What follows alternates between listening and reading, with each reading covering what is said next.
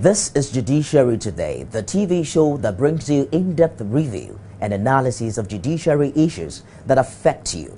I am Nifemi Oguntoye.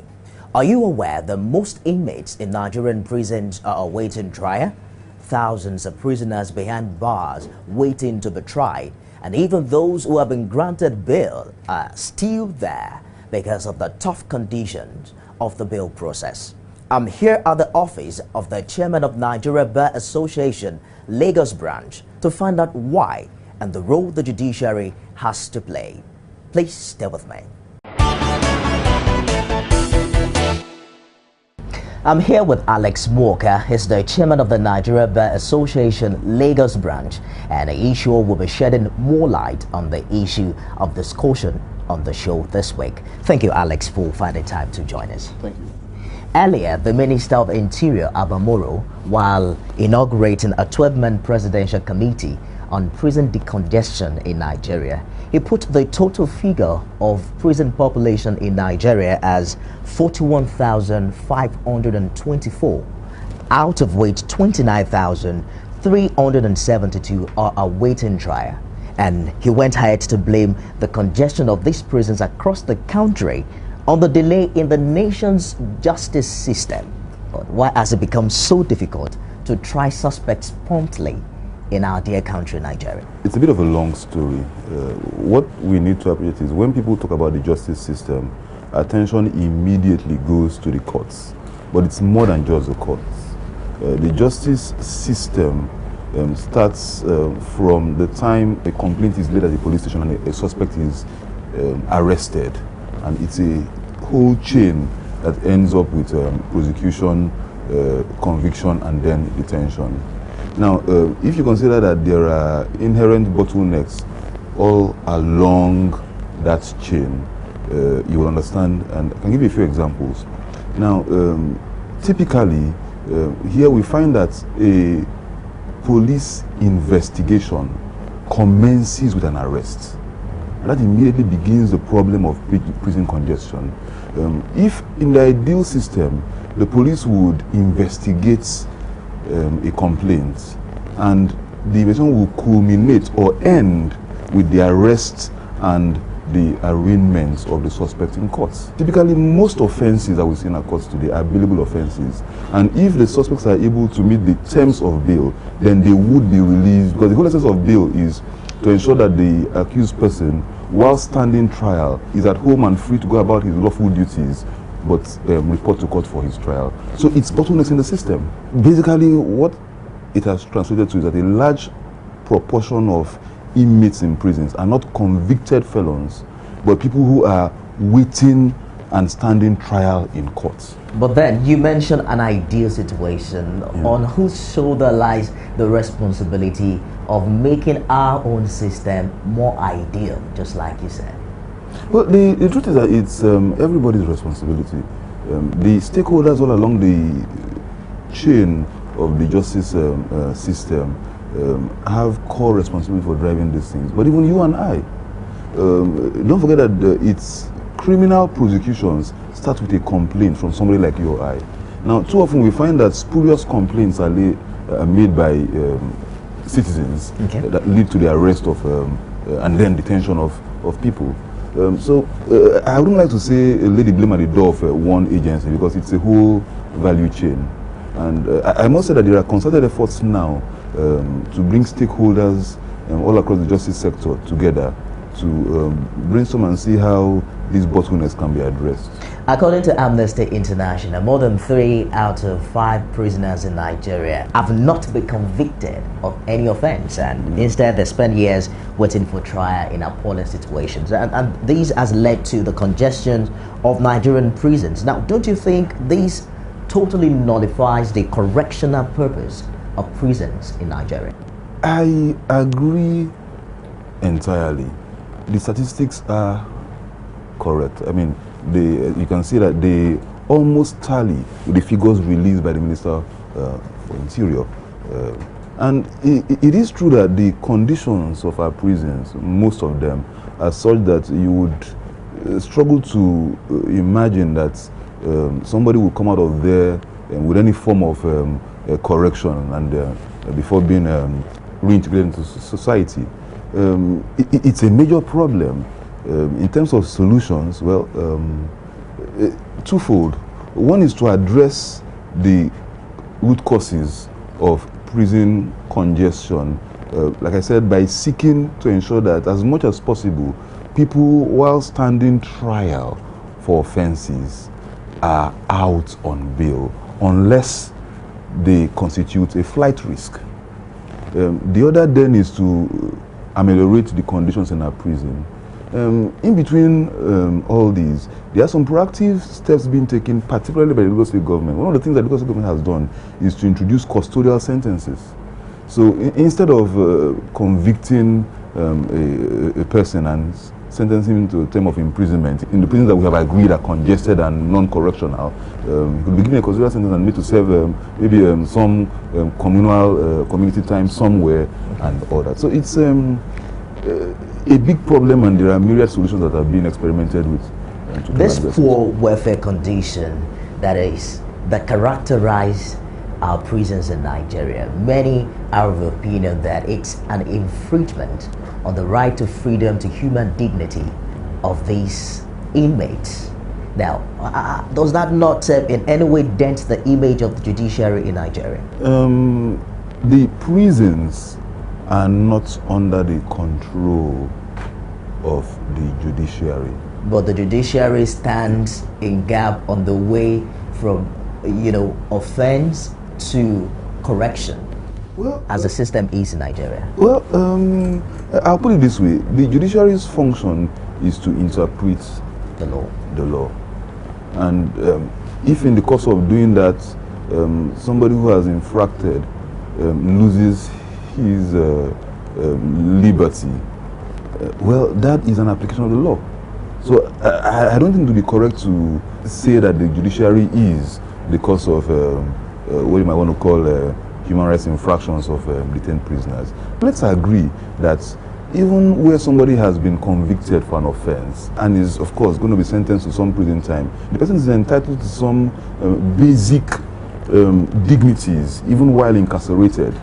Therefore, we would probably be looking at who is responsible for our prisons, who has responsibility for construction and management of our prisons. That would probably be where we should be looking at. How challenging exactly would you position this situation that we have in? And over half of the population of inmates in prison are waiting trial, especially in this critical time in our history as a nation where we see insurgency in northern Nigeria, and many are of the opinion that this is because certain people are protesting that there is infringement on human rights, especially in the area of welfare. Are we not breeding another generation of people who are going to rebel against the unity of this country? Let me say right away that a system where more than half the prison population comprises people who have not been convicted but are waiting to stand their trial is not on. It's not an ideal situation. It must be deprecated, frowned upon. Something must be done to address it. I mean, the implications are obvious. You're going to have, at the very minimum, people who may be innocent. But don't forget, every person who's standing trial has a presumption of innocence in his or her favor. You're going to, at the minimum, be mixing or intermingling people who may be innocent with convicted felons. Okay. And the implications of that are better imagined. So it is a serious situation. But it looks like life continues for professionals like you who have a lot of cases on their table. One would ask that, what is that radical move? It doesn't appear that the judiciary is perturbed by this challenge. No, on the contrary, there is an abiding concern, both on the part of the judiciary, judges on the bench, and the bar, practitioners like myself. You may not be aware of it. It's not something that lawyers would boast about ordinarily, but quite a growing number of lawyers, senior advocates, and even junior lawyers have taken up without charge criminal cases, particularly for indigent citizens who can't afford to pay legal fees. Also for people who there's a perception are being unjustly detained.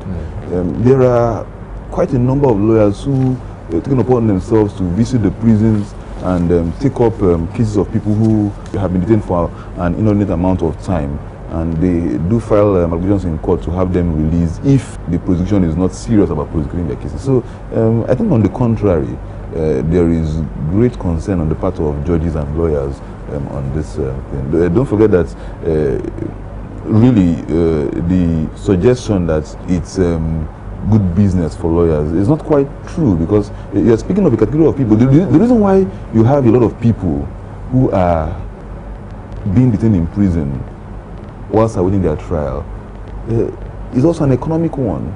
You are speaking of people who could not meet the terms of their bail, or people who could not secure the services of experienced counsel who would have better argued their rights to be out on bail. Now, those people clearly cannot afford the services of most lawyers. So it's not a case of, oh, it's good business for lawyers anyway. In other climes, there are situations where courts work 24 hours in emergency situation of decongesting the prisons. One would wonder why that can't also be embarked on in Nigeria. Part of the problem of comparing is that you must compare like and like. If you look at those other climes where the UK, Britain for instance, where in an emergency situation judges had to work 24 hours to deal with a backlog of cases. Now, the conditions under which the judges there work, the way the courts are organized and run is very different from Nigeria. It's kind of a situation where judges do not have to write out or record court proceedings in longhand. There are recording systems in place in the court. It's kind of an ideal environment where there is 24/7 power, electricity. So the courtrooms are generally more conducive for matters to go on. The system here is kind of different, particularly in places like Lagos, where there is quite a lot of litigation going on, stretched very thin, as it were. With the conditions under which judges are presently serving, I personally consider that it would be asking for too much to expect that they would sit for 24 hours to cover the backlog. You may not be aware, but there are judges in Lagos who sit as late as 4, 5, 6 on some days just to go through the matters on their list for that day. That's quite a heavy toll already.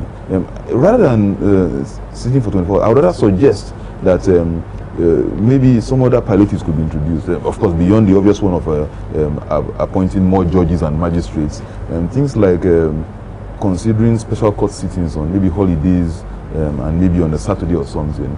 I think that would probably go better than just like there are opinions that the executive are overwhelmed by the security challenge in northern Nigeria, would you agree that the judiciary is also overwhelmed by these cases of awaiting trial? I would vehemently disagree with that. I think on the contrary, that the judiciary is, all things considered, I think has stepped up to the plate and is coping in the circumstances rather well. Now let's talk about these much referred to tough conditions of bail in Nigeria. How complex is the bail process, especially with the saying that bail is free? The statement that bail is free really refers to police bail. There is administrative bail at the police station where somebody has been arrested and detained by the police and before being charged to court. Of course, bail there is free and you do not need to pay to facilitate your bail. But is that bail really free? Well, that's another question and that's for another day. But looking now at court bail, which is comes in where somebody has been charged to court and is undergoing trial and all that. Again, in theory, it's not as if you pay for bail per se, but bail in court is generally imposed on terms. And the terms could translate to some expenditure on the parts of the accused person or his or her relatives. What makes the present bail condition tough and complex in Nigeria? It's a mixture of several things. Because the essence of bail is to allow the accused person to be out of detention, free to go about his or her lawful duties, would ensure that the person will be available and would come back to court if his matter is comes up to stand trial. And when you juxtapose that against the nature of the offense for which the person is being tried, you will find that the primary concern of a judge granting bail is to grant bail on terms that will ensure that the accused person is free but comes back to stand his trial. So generally, the terms of bail would include a recognizance in a sum of money of a value that the accused person and or the people who are standing surety for him or her as part of the terms of bail would not want to lose. Part of the problem is that the sums imposed sometimes are out of the ready reach of the accused person. That means that the judiciary did not consider the poor and the unconnected in that provision. Not quite so. The thing is, very seldom do you find that you have to deposit the entirety of the sum of money that is imposed under the terms of a grant of bail. Typically, you are expected to sign a bond in that sum. But then, bear in mind that you cannot, as an accused person or a surety, be signing a bond for a sum that does not equate with your net worth. Because the whole idea is you would forfeit that sum to the state if the accused person jumps bail. So the problem is not with the judiciary per se, is one, with the general poverty in the land. Two, the lack of a true credit system where people without some form of landed property do not have access to bank loans, even for emergency situations like meeting bail conditions. Recently, the Lagos State Judiciary held a stakeholder summit on creation of bondsmen. Who are bondsmen and what role do they have to play in decongesting the Nigerian prison? A bondsman is somebody who signs a bond, literally. Where bail is granted, like I said before, part of the bail conditions will generally include signing a recognizance for a fixed sum. And like I said, you are not expected to pay the whole sum, or seldom expected to pay the whole sum into courts. You would be required, you being the accused person, and his or her sureties, will be required to sign a bond for that sum. Now, the person who signs that bond on behalf of an accused person is the bondsman.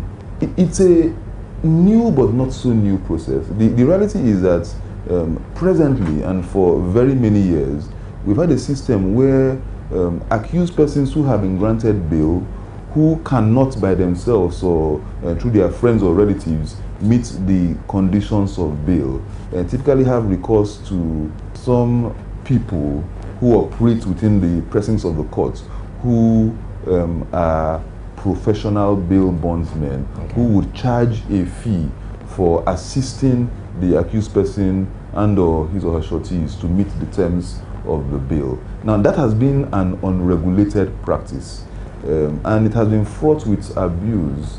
There are also allegations of forgery and corruption in that system.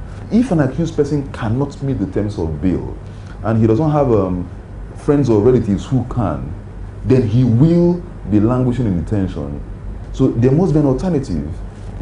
And it's on account of the recognition that those professional bondsmen are an alternative that addresses a need, that the Lagos State Judiciary decided to retain that system, but reform it, regulate it, license it, and then have people of proven integrity as bail bondsmen. What comes to mind again is how accessible is this provision to the poor? Because you made mention earlier that the accused will have to pay to access the service of bondsmen?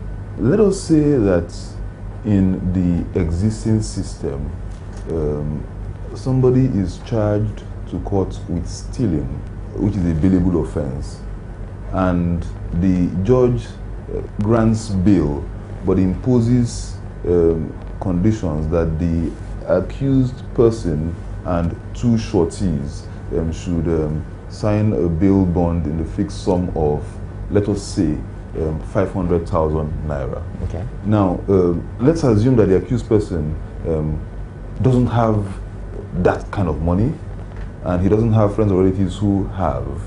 Now, in the existing system, he or she would have to approach one of these professional bail bondsmen who would charge some unregulated fee for signing that bond on his or her behalf. Now, under the new system, that would still be available, but the difference now is that the bail bondsmen whom the accused person could approach, one, are licensed, two, they are regulated, three, the fees that they can charge for providing that service will be regulated. Because it will be regulated, in the process of setting the fees, considerations will be given to things such as the capacity of accused persons to afford the service. But it's an important service that must be provided, and it would have to be provided at a cost that the people who would utilize the service can afford. How do we check also that rich criminals do not hijack this process to boycott justice?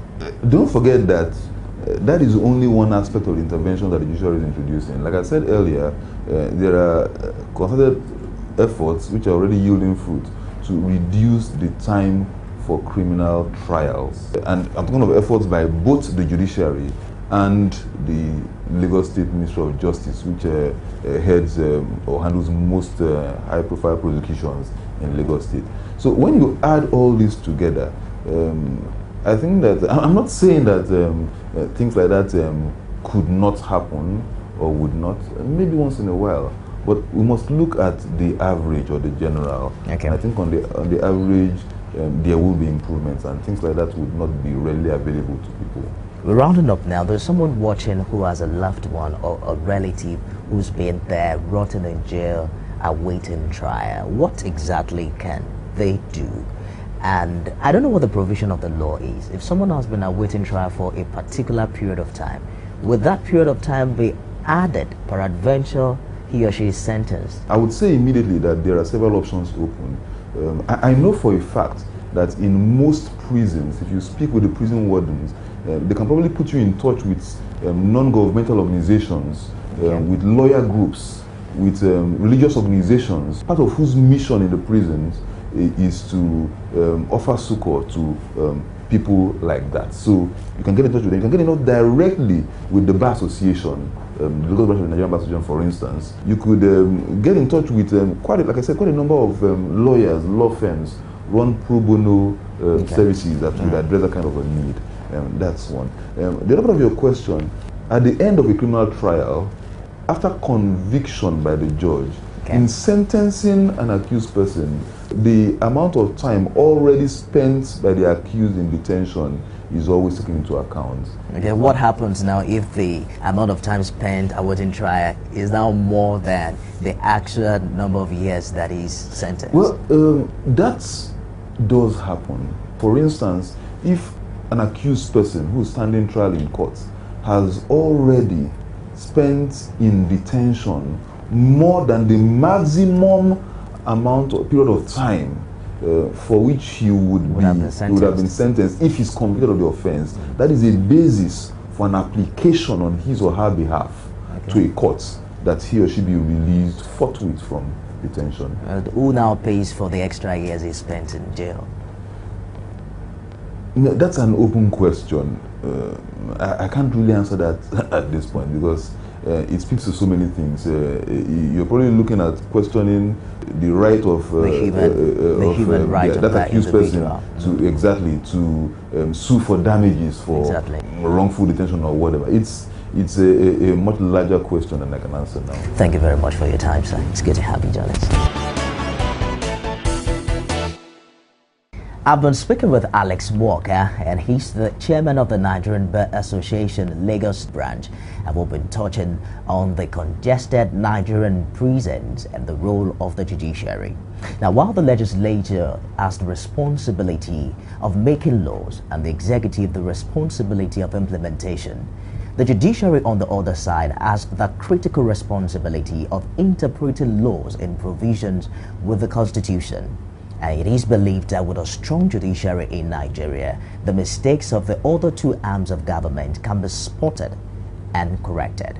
And that's it on this week edition of Judiciary Today, where we'll bring you in-depth review and analysis of judiciary issues that affect you. I am Nifemi Oguntoye. Do join us again.